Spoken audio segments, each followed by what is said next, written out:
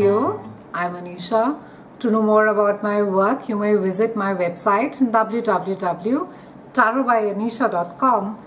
For those of you who are seeking deeper clarity, be it in your love lives or your careers, for a personal consultation, you may write to me at tarotbyanisha@gmail.com.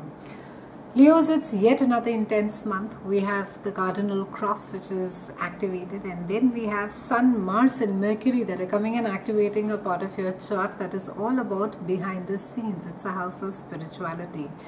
Now the cardinal cross energy gets activated in your house of day-to-day chores, your health, and it is directly in opposition with your house of expansion. It's in your house of long distance travel, then your house of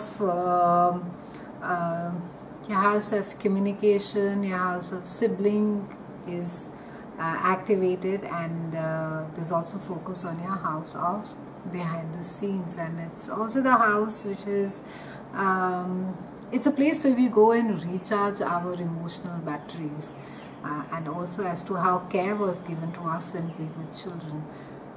Now on the entire focus is for the cardinal crosses to maintain harmonies, to seek harmonies, to try and strike a balance, prioritize things. There could be maybe a tug of war of wanting to travel more, you know, and just expand and not get tied down to anything, and yet there could be this sense of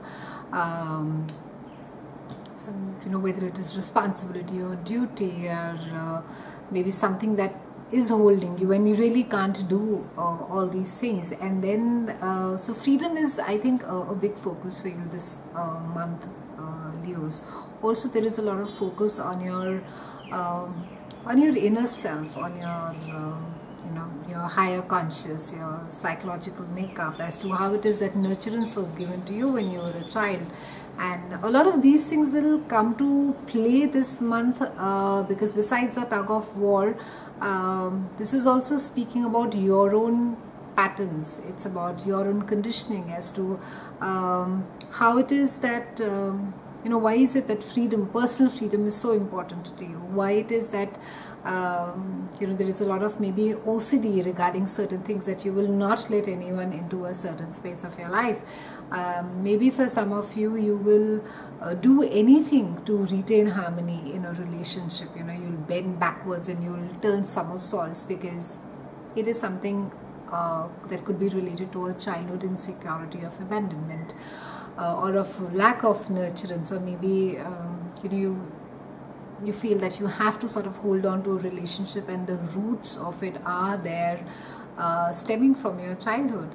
And similarly for some of you, the sense of freedom or the wanting to have that personal space is so strong that you don't want to be, you feel that you will end up being controlled by somebody the moment you get into a deep relationship. So there is an entire tug of war, and you need to be striving a balance. You need to be prioritizing, picking and choosing things as to what is it that needs to be looked at as of now. Nothing needs to be sort of given off and you know, dumped. It's just a time where there's that much that you can give attention to, and with the cross, with the tug of war happening between all these planets, you need to be choosing wisely. You need to be I think very importantly being have patience and be gentle on yourself. It's very important that you look at the entire picture and you don't sort of get lost in saying that no, let me just deal with it on a temporary basis.